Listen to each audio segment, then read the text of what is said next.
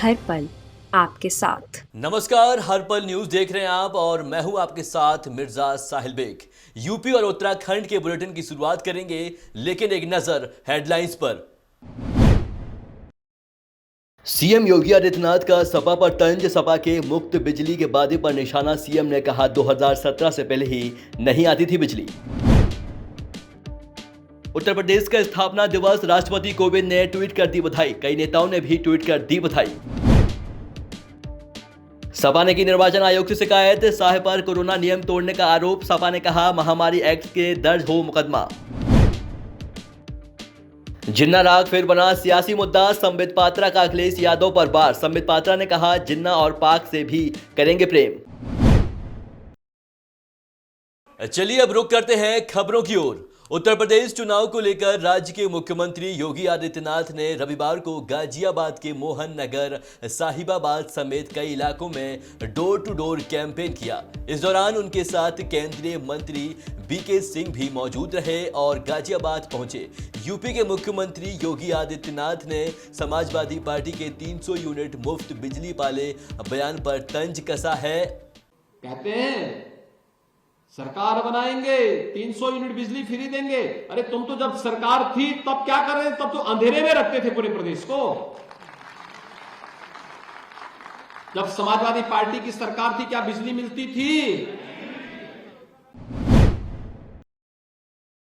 उत्तर प्रदेश 24 जनवरी सोमवार को अपना स्थापना दिवस मना रहा है और इस मौके पर राष्ट्रपति रामनाथ कोविंद, गृह मंत्री अमित शाह, बीजेपी के राष्ट्रीय अध्यक्ष जगत प्रकाश नड्डा और सीएम योगी सहित कई नेताओं ने बधाई दी है। राष्ट्रपति रामनाथ कोविंद ने ट्वीट के जरिए अपने शुभकामनाएं संदेश में कहा, उत्तर प्रदेश दिवस पर राज्य के सभी निवासियों को हार्दिक शुभकामनाएं। भारत के इतिहास, कला, संस्कृति सहित तथा राजनीति में उत्तर प्रदेश के मेहनती और प्रतिभाशाली लोगों ने प्रभावशाली योगदान किया है। केंद्रीय मंत्री स्मृति ईरानी ने भी उत्तर प्रदेश स्थापना दिवस की बधाई दी है। 73वें उत्तर प्रदेश दिवस के अवसर पर उत्तर प्रदेश के 25 करोड़ नागरिकों को मैं हृदय से बधाई देता हूं। एक सुरक्षित, समृद्ध उत्तर प्रदेश बनाने का जो संकल्प है, इस संकल्प के साथ जुड़ने का आह्वान भी करता हूं। उत्तर प्रदेश विधानसभा चुनाव 2022 को जीतने के लिए सभी पार्टियां कोई कसर नहीं छोड़ रही हैं और अमित शाह के डोर टू डोर कैंपेन के दौरान बड़ी संख्या में भीड़ उमड़ती थी। इसे लेकर समाजवादी पार्टी के राष्ट्रीय सचिव राजेंद्र चौधरी ने चुनाव आयोग को पत्र लिखकर इसके विरुद्ध सख्त निर्देश जारी करने एवं उनके खिलाफ कार्रवाई करने की मांग की है। सपा ने अपने आरोप में कहा है कि गृह मंत्री अमित शाह ने कैंपेन के दौरान ना ही मास्क लगाया और न ही कोरोना को लेकर चुनाव आयोग के निर्देशों का पालन किया। ऐसे में बीजेपी नेताओं समेत अमित शाह पर महामारी एक्ट के तहत कार्रवाई करने की मांग की है। गणतंत्र दिवस 2022 की परेड के मौके पर यूपी के फुल ड्रेस रिहर्सल शुरू हुई है और लखनऊ पुलिस उपायुक्त यातायात की ओर से शहर के 6 रूटों पर वाहनों का डायवर्जन रहा है। और आपको बता दें कि लखनऊ में विधानसभा के सामने ट्रैफिक डायवर्जन सख्ती से लागू किया। इस क्षेत्र में सिर्फ वाहन पास वाले से एंट्री कर सकेंगे। चारबाग परेड के रूट से केडी सिंह बाबू स्टेडियम तक चारबाग परेड का मार्ग रविंद्राल से सुबह 9:30 बजे से वाहनों का डायवर्सन शुरू हो गया था। यूपी चुनाव में जिन्ना की एंट्री हो गई है। जिन्ना को लेकर राष्ट्रीय प्रवक्ता संबित पात्रा ने समाजवादी पार्टी के मुखिया अखिलेश यादव पर जमकर हमला बोला है। 2017 के बाद से यूपी में विकास की राजनीति शुरू हुई है। इतना ही नहीं, संबित पात्रा ने अब उम्मीदवारों की सूची नहीं जारी करने को लेकर भी अखिलेश यादव पर निशाना साधा है। संबित ने कहा है कि अखिलेश उम्मीदवार का नाम घोषित नहीं करेंगे क्योंकि उनकी सूची में अधिकतर उम्मीदवार अपराधी छवि के हैं। मैं दुख के साथ कहना चाहूंगा कि आज सुबह मैंने एक महत्वपूर्ण अखबार में पूर्व मुख्यमंत्री समाजवादी पार्टी के नेता अखिलेश यादव जी का इंटरव्यू पढ़ा और मुझे तकलीफ हुई इस बात से कि अखिलेश यादव जी ने इंटरव्यू में कहा है, साक्षात्कार में कहा है कि पाकिस्तान भारत का असली दुश्मन नहीं है। अखिलेश यादव जी का कहना कि वो पाकिस्तान को भारत का असली दुश्मन नहीं मानते हैं और भारतीय जनता पार्टी केवल और केवल वोटों की राजनीति के कारण पाकिस्तान को दुश्मन मानती है। दुखद, चिंताजनक और शर्मनाक। तुरंत अखिलेश जी को अपने इस बयान पर पश्चाताप करना चाहिए, क्षमा याचना करनी चाहिए। आगरा जिले के फतेहाबाद विधानसभा क्षेत्र से भारतीय जनता पार्टी के मौजूदा विधायक जितेंद्र वर्मा ने रविवार को पार्टी से इस्तीफा दे दिया। वर्मा अब समाजवादी पार्टी में शामिल हो गए हैं और उन्हें सपा के आगरा जिला अध्यक्ष पद की जिम्मेदारी से नवाजा जाएगा।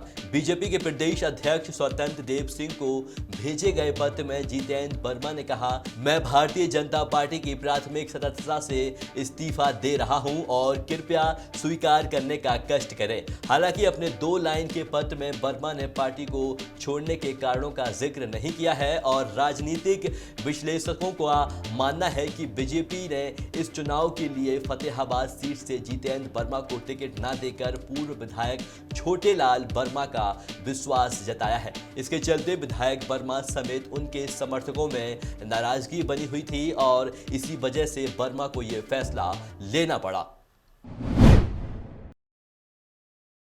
यूपी विधानसभा चुनाव के इस मौसम में कोई भी पार्टी प्रचार और लोकप्रियता पाने का कोई मौका नहीं छोड़ना चाहती। ऐसा ही कुछ शनिवार को देखने को मिला है जब देश के सबसे लंबे कद वाले व्यक्ति ने समाजवादी पार्टी का दामन थामा। खुद पूर्व मुख्यमंत्री अखिलेश यादव भी इस मौके पर धर्मेंद्र प्रताप सिंह के साथ दिखे हैं और समाजवादी पार्टी ने एक बयान में कहा है कि पार्टी की नीतियों एवं अखिलेश यादव के नेतृत्व पर आस्था जताते हुए आज प्रतापगढ़ के धर्मेंद्र प्रताप सिंह ने समाजवादी पार्टी की सदस्यता ग्रहण की है और तस्वीरों में देख सकते हैं कि किस तरह वे जब कहीं से जाते हैं तो दूर से ही दिखाई दे जाते हैं। उन्हें देखने के लिए लोगों का तांता लग जाता है। हमारे समाजवादी पार्टी के राष्ट्रीय अध्यक्ष जी हैं, हमें जो है मैं उनसे उनके कार्यों के उनके विचारों से मैं प्रेरित होकर जो है समाजवादी पार्टी को ज्वाइन किया और उनके साथ मिलकर मैं पार्टी की सदस्यता ग्रहण की। प्रदेश अध्यक्ष जी भी थे और हमारे छोटे भाई सौरभ सिंह भी थे जो विधानसभा विश्वनाथगंज सीट से जो है चुनाव की दावेदारी कर रहे हैं। तो काफ़ी कुछ समाजवादी पार्टी की विचारधाराएं हैं, उनकी सोच है कि वो एक सामाजिक स्तर से जो है किसी चीज़ को देखते हैं, उनका जो दृष्टिकोण है। तो मैं इन सब चीज़ों से प्रेरित होकर जो है समाजवादी पार्टी को मैंने ज्वाइन किया।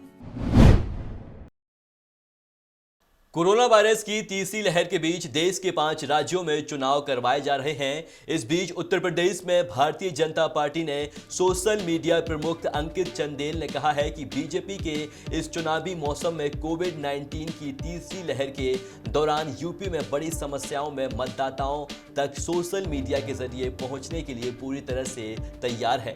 विशेष रूप से चुनाव आयोग ने कोरोना की चल रही तीसरी लहर के कारण फिजिकल रैलियों को आयोजित करने पर प्रतिबंध लगा दिया है। हालांकि पार्टियों को चुनावी राज्यों में वर्चुअल रैलियां और घर घर जाकर प्रचार करने की अनुमति दी गई है। जानकारी के मुताबिक चंदेल ने कहा है कि हम वर्चुअल रैलियों की तैयारी कर रहे हैं जो होने वाली है, उसी के लिए योजना बनाई जा रही है। वर्चुअल रैलियां इस महीने के अंत में शुरू होगी और उन्होंने बताया कि इसके लिए ट्रेनिंग 2021 में ही शुरू हो गई थी।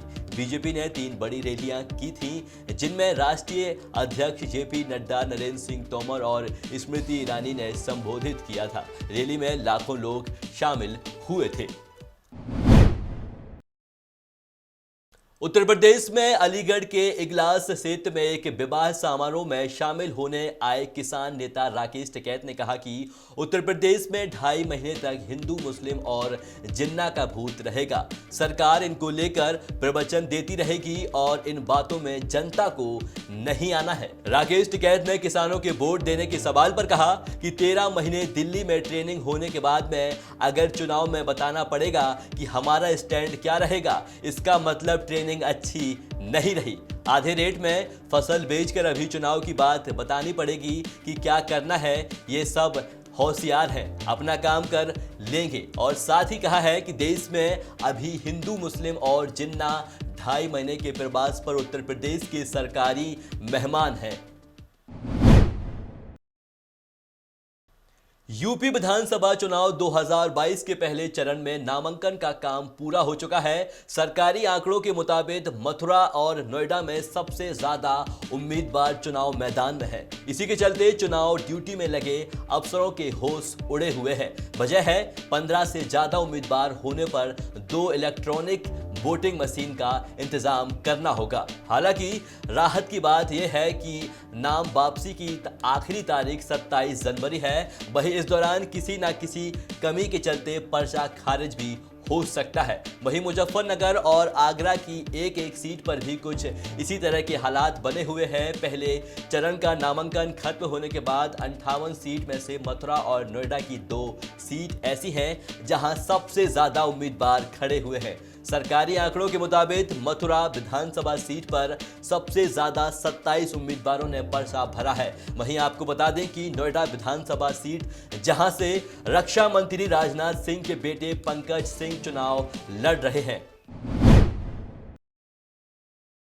आगामी विधानसभा सामान्य निर्वाचन 2022 को निष्पक्ष, पारदर्शी और पूरी तरह से शांतिपूर्ण तरह से पूरा कराने के लिए बीएसएफ और पुलिस फोर्स ने मुख्य चौराहों, बाजारों और गलियों में फ्लैग मार्च किया और सीओ प्रकाश प्रताप चौहान की ओर से आम जनता से अनुरोध किया गया है कि नगर और ग्रामीण क्षेत्रों में शांति और कानून व्यवस्था बनाए रखने में पुलिस प्रशासन का सहयोग करें, क्योंकि ये लोकतंत्र का महापर्व है।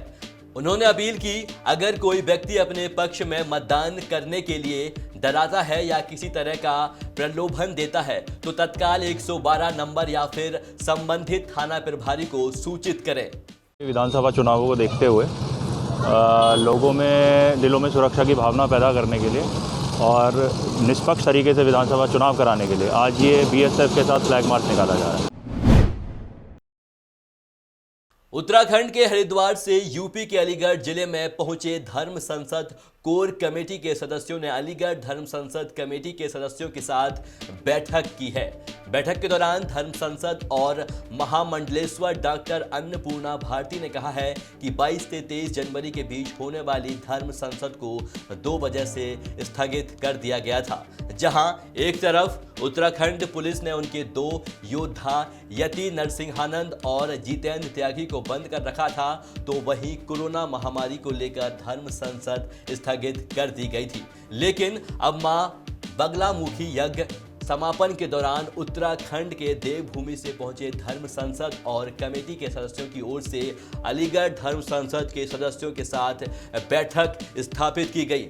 धर्म संसद को लेकर बैठक में चर्चा की गई। धर्म संसद को लेकर की गई चर्चा और बैठक के दौरान उत्तराखंड धर्म संसद कोर कमेटी ने अलीगढ़ में अप्रैल के पहले हफ्ते में होने वाली धर्म संसद को लेकर अनाउंसमेंट करते हुए धर्म संसद करने का ऐलान कर दिया गया। 2 से 3 अप्रैल के बीच अलीगढ़ में धर्म संसद आयोजित की जाएगी। इसके साथ ही महामंडलेश्वर डॉक्टर अन्नपूर्णा भारती ने कहा है कि इसके देश का भला एक संत ही कर सकता है।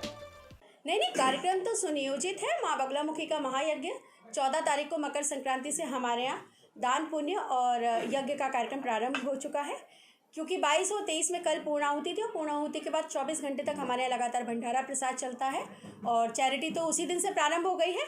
तो ये आज जो है पूर्णाहुति का आयोजन है कार्यक्रम का। 22-23 को एक धर्म संसद भी यहाँ पर प्री अनाउंस्ड थी, जिसको पोस्टपोन कर दिया गया है।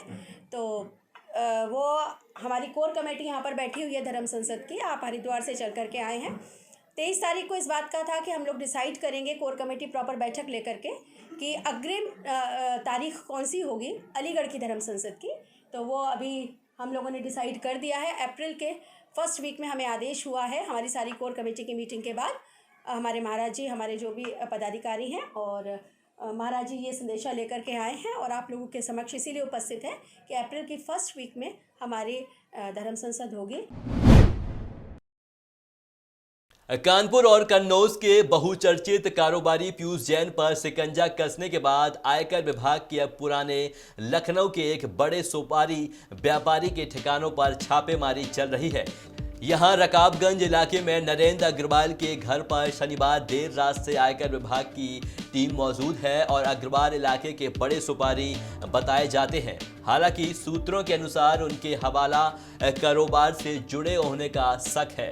जानकारी के मुताबिक अग्रवाल के ठिकानों से अब तक करीब 3 करोड़ से अधिक की रकम जब्त की जा चुकी है और आयकर विभाग की टीम ने बीते शनिवार को यहां रकाबगंज के रुकमणी धर्मशाला के पास रहने वाले अग्रवाल के घर और दुकान पर छापेमारी शुरू की थी, जो अब तक जारी है। आयकर के करीब 2 दर्जन से ज्यादा अधिकारी इस मामले की जांच पड़ताल कर रहे हैं और अग्रवाल के घर के बाहर अब भी पुलिस फोर्स मौजूद है। जांच में टैक्स चोरी के तमाम दस्तावेज बरामद होने की संभावना जताई जा रही है।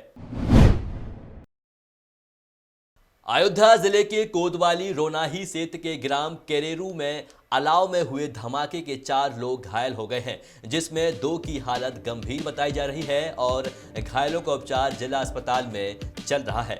घटना की सूचना के बाद पुलिस ने इस मामले की जांच शुरू कर दी है। दरअसल रविवार को अयोध्या के कड़ाके की ठंडक व बरसात से लोग परेशान थे। इस बीच शाम को करेरू गांव प्रधान के घर के बाहर अलाव में धमाके हुआ। इस धमाके में आग के पास बैठे प्रधान के रिश्तेदार कपिल देव तिवारी सहित 4 लोग घायल हो गए। स्थानीय लोगों के अनुसार तेज धमाका हुआ और घटना के 1 घंटे बाद तक पुलिस मौके पर नहीं पहुंची। वहीं करेरू में अलाव में विस्फोट होने के मामले पर एएसपी ग्रामीण अतुल सोनकर का कहना है कि मामला संदिग्ध नहीं है, फिर भी इससे अलाव के राख की पुलिस जांच कराएगी। रोनाही थाना क्षेत्र के करेरू में अलाव तापते वक्त विस्फोट से 4 लोग घायल हो गए हैं और चारों का जिला अस्पताल में इलाज चल रहा है। रोनाही के करेरू गांव में आज शाम को आग तापते वक्त एक धमाका होने की सूचना आई थाने पर, जिसमें 4 लोग मामूली रूप से घायल हो गए थे। मौके पर जाकर जांच की गई। प्रथम दृष्टया कोई संदिग्ध बात प्रकाश में नहीं आई है, फिर भी जो राख है उसकी सैंपलिंग फील्ड यूनिट से कराकर उसका परीक्षण कराया जाए। हम सब लोग तपता ताप रहे थे ग्राम करेरू में, प्रधान जी के द्वार पे छप्पर के नीचे। वहाँ पे तापते तापते एक बैग विस्फोट हुआ, उसमें सब लोग चोटिल हो गए। लगभग कितने लोग चोट खाए हैं? 4 लोग, उसमें 2 लोग ज़्यादा गंभीर हैं, 2 लोग थोड़ा कम चोटिल हैं। क्या नाम है आपका? विनोद यादव। लखनऊ समेत पूरे प्रदेश में 10 दिन से पड़ रही कपकपी छुड़ाने वाली ठंड में आज से राहत मिल सकती है। दरअसल अफगानिस्तान और पाकिस्तान के ऊपर बने पश्चिमी विक्षोभों का असर खत्म हो गया है। इससे सोमवार से 6 दिन तक सुबह धुंध रहेगी, पर दिन में मौसम साफ रहेगा।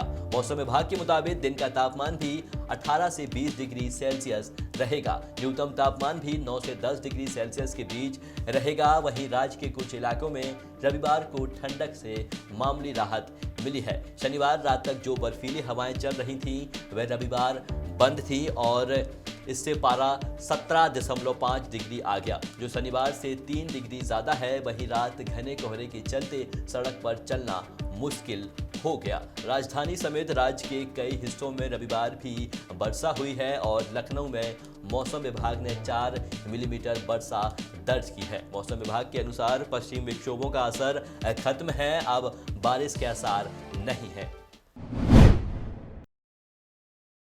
उत्तराखंड विधानसभा चुनाव में बीजेपी ने चुनाव प्रचार के लिए पीएम नरेंद्र मोदी के साथ ही उत्तर प्रदेश के सीएम योगी आदित्यनाथ की रैलियों का प्लान बनाया है। पीएम मोदी की तरफ से सीएम योगी की भी उत्तराखंड में बड़ी मांग है और ज्यादातर नेता चाहते हैं कि बीजेपी की फायर ब्रांड नेता योगी आदित्यनाथ उनके क्षेत्र में चुनाव प्रचार करें। असल में सीएम योगी को चुनाव प्रचार के लिए बीजेपी कई राज्यों में इस्तेमाल करती है, लेकिन इस बार यूपी में भी चुनाव है, लिहाजा सीएम योगी आदित्यनाथ की उत्तराखंड में कम रैलियां हो सकती हैं। इसके साथ ही असम के सीएम हिमंता बिस्वा शर्मा को भी उत्तराखंड चुनाव में पार्टी चुनाव प्रचार के लिए उतारेगी। आपको बता दें कि चुनाव आयोग ने 5 राज्यों में होने वाले विधानसभा चुनाव में 31 जनवरी तक रैलियां पर रोक लगा दी है। उत्तराखंड विधानसभा चुनाव के लिए कांग्रेस कैंपेन कमेटी के चेयरमैन और पूर्व मुख्यमंत्री हरीश रावत के चाहने वाले उनके समर्थक ये मान बैठे हैं कि हरीश रावत चुनाव लड़ेंगे। यही नहीं, समर्थकों ने हरदा के लिए विधानसभा क्षेत्र का भी चुनाव कर लिया है और सोशल मीडिया में प्रचार भी शुरू कर दिया है। समर्थकों के मुताबिक हरदा नैनीताल जिले की रामनगर सीट से ही 2022 का विधानसभा चुनाव लड़ेंगे और हरदा के उत्साहित समर्थकों ने तो बाकायदा पोस्टर भी जारी कर दिए हैं। वहीं कांग्रेस के घोषित प्रत्याशी हरीश रावत के लिए हाथ के पंजे पर वोट भी मांगने लगे हैं। ये पोस्टर सोशल मीडिया में खूब वायरल हो रहा है। उत्तराखंड विधानसभा चुनाव के मद्देनजर शासन ने राजनीतिक दलों को राहत दे दी है। नामांकन प्रक्रिया खत्म होने के बाद 1 फरवरी से राजनीतिक दल खुले स्थानों और मैदानों में छोटी सभाएं कर सकेंगे। इसके लिए कोविड समय और व्यवहार का अनुपालन करते हुए मैदान या स्थान की क्षमता के कुल 50% अथवा अधिकतम 500 व्यक्तियों को ही भाग लेने की अनुमति होगी। कोरोना संक्रमण की रोकथाम की दृष्टिगत राज्य में 31 जनवरी तक बढ़ाए गए कोविड प्रतिबंध की एसओपी में यह छूट दी गई है। चुनाव आयोग की ओर से यह छूट प्रदान की जाने के बाद शासन ने भी इसे एसओपी में शामिल किया है और रविवार को सार्वजनिक की गई एसओपी के अनुसार केंद्रीय चुनाव आयोग के दिशा निर्देशों के क्रम में राजनीतिक दल सभाओं से भी बैठकें कर सकते हैं। इसके लिए सभागार की क्षमता के 50% अथवा अधिकतम 300 व्यक्तियों को भाग लेने की अनुमति होगी। एसओपी के अनुसार राज्य में राजनीतिक रैली, धरना प्रदर्शन, रोड शो, बाइक रैली जैसे आयोजनों की अनुमति नहीं होगी। राजधानी देहरादून और आसपास के ज़्यादातर इलाकों में रविवार के बाद सोमवार को भी रिमझिम बारिश हो रही है। इससे मध्यम हवाओं ने शीतलहर की स्थिति पैदा कर दी है और वहीं चारधाम सहित राज्य के ऊंचाई वाले इलाकों में बर्फबारी का दौर जारी है। सोमवार को तीसरे दिन भी मैदानी और निचले इलाकों में बारिश का दौर जारी है। नैनीताल में भी सोमवार को बर्फबारी हुई है, जिससे वहां पहुंचे पर्यटकों के चेहरे खिल गए हैं। लोगों ने बर्फबारी में खूब मजे किए हैं और फोटो खिंचवाई हैं। वहीं मसूरी में 5वें दिन भी मौसम खराब बना हुआ है। शहर में हल्की बारिश हो रही है और घना कोहरा छाया है। यहां सर्दी का सितम जारी है। सोमवार को भी बुराखंडा में हल्की बर्फबारी हुई है। चमोली जनपद में बारिश बर्फबारी का दौर लगातार जारी है। प्रदेश में बढ़ते कोरोना संक्रमण को देखते हुए शासन ने कोरोना संक्रमण के रोकथाम के लिए कोविड प्रतिबंधों की अवधि को 31 जनवरी तक बढ़ा दिया है। इसके तहत प्रदेश में 31 जनवरी तक सभी शिक्षण संस्थानों को बंद रखने के अलावा राजनीतिक रैलियों और धरना प्रदर्शन पर रोक जारी रखी गई है। शिक्षण संस्थानों में ऑनलाइन पढ़ाई जारी रहेगी और आपको बता दें कि राज्य में लागू कोविड प्रतिबंधों की अवधि शनिवार को खत्म हो गई थी। इसके बाद मुख्य सचिव की ओर से कोविड प्रतिबंधों की अवधि को बढ़ाते हुए रविवार को नई गाइडलाइन जारी की गई है। इसके तहत प्रदेश में नाइट कर्फ्यू रात 10 से सुबह 6 बजे तक जारी रहेगा। राज्य में 31 जनवरी तक आंगनबाड़ी से लेकर 12वीं तक के सभी सहकारी और सरकारी सहायता प्राप्त अशासकीय और निजी शिक्षण संस्थान बंद रहेंगे। साथ ही स्विमिंग पूल, वाटर पार्क 31 जनवरी तक बंद रहेंगे। मनोरंजन, शैक्षिक व सांस्कृतिक समारोह भी नहीं होंगे। Gym, shopping mall, cinema hall, hotel, restaurant, ढाबे, स्पा, सैलून, थिएटर, ऑडिटोरियम, सभा कक्ष, खेल संस्थान, स्टेडियम व खेल मैदान 50% क्षमता के साथ भी खुलेंगे। उत्तराखंड में पिछले 2 दिन से लगातार पहाड़ी इलाकों में बर्फबारी हो रही है और मैदानी इलाकों में बारिश हो रही है, जिसकी वजह से राज्य में कड़ाके की ठंड पड़ रही है और ठंड की वजह से राज्य में जनजीवन अस्त व्यस्त है। वहीं राज्य के पहाड़ी इलाकों में भारी बर्फबारी की वजह से कई इलाकों में पर्यटक फंस गए हैं, जिसकी वजह से दिक्कतों का सामना करना पड़ रहा है। और जानकारी के मुताबिक मसूरी चंबा मार्ग पर कई स्थानों पर पर्यटक फंसे हुए हैं और बर्फबारी की वजह से धनौल्टी में पानी का संकट पैदा हो गया है, जबकि उत्तरकाशी में गंगोत्री और यमुनोत्री में दोनों राजमार्ग बंद कर दिए गए हैं। अभी के बुलेटिन में बस इतना ही। देखते रहिए हर्पल न्यूज। नमस्कार।